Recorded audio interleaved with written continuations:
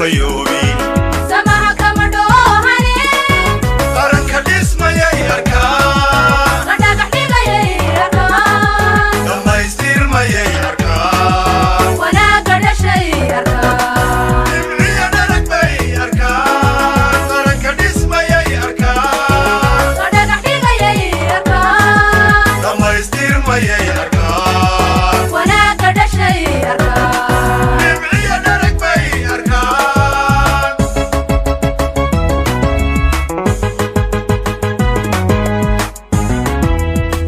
dhacayaha aragtida fayoobi samaha kama dhoohane dhacayaha aragtida fayoobi samaha kama dhoohane qaran ka dhismayay arkaan la dhagax dhigayay arkaan dhammaystirmayay arkaan wanaaga dhashay arkaan dhibciya dharag bay arkaan qaran ka dhismayay arkaan xafiiskii u shaqeynaya shaqaale heegan u ah inay u shaqeeyaan bulshadooda baa ku sugan oo shaqeynaya waqti kasta iyo mar kasta oo loo baahdo in loo shaqeeyo qof muwaadina muxuu ahaa wax la yidhaahdo xafiiskan wuxuu qabtaa waa wasaarad horta muhiim u ah Jamhuuriyadda Somaliland gobol ahaanna muhiim u ah waxay qabataa gaadiidka oo ah waxa la yiraahdo baahiyaha ugu waaweyn hadda bulshadeena ay isticmaalaan xafiiskan wuxuu qabtaa gaadiidka iyo jidadka horumarinta jidadka shaqada ugu weyn ee hadda aanu qabanaa waa gaadiidka waxaan qabanaa liisamadii baan bixinaa oo diyaar ah oo xilli kasta qofku u baahdo uu qaadan karayaa waxaanu kaloo qabanaa bilaydhadii baan bedelnaa bilayd bedel baan sameynaa waxaanu kaloo sameynaa niyoogiina waa bixinaa oo intuba diyaar bay xafiiska ku yihiin oo qof kasta oo muwaadin marka uu yimaado uu xafiiska ka helayaa waxa kaloo yaala aan rabaa inaan bulshada ku baraarujiyo gaadiidleyda yaryar ee bajaajta waxa yaala bilaydkoodii oo waliba bilayd bedelkiya xafiiskuna diyaar ugu yahay wayna ka helayaan waana ku baraarujinayaa inay yimaadaan oo ay qaataan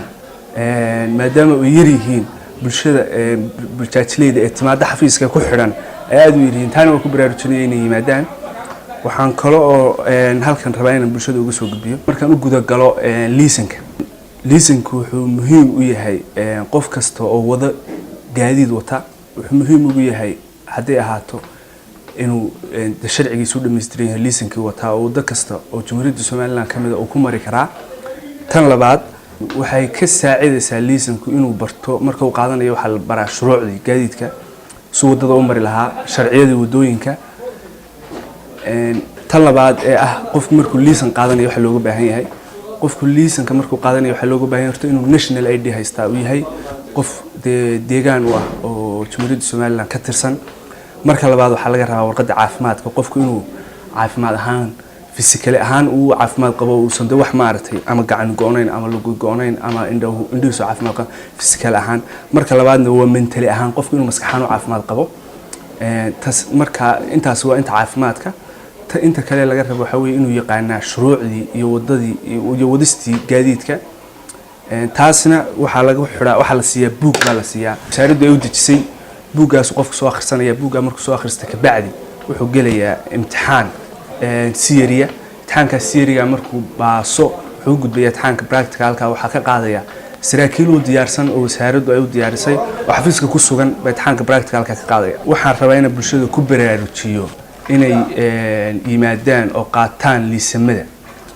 liisanku muhiim buu aad ugu yahay waxaynu ognahay shilalka badan waxa keena waa bila liisanka qofku liisan markuu qaato wuxuu u hoggaansan yahay shuruucdii wadamarista jamhuuriyaddeena rabaa inaan ku baraarujiyo bulshada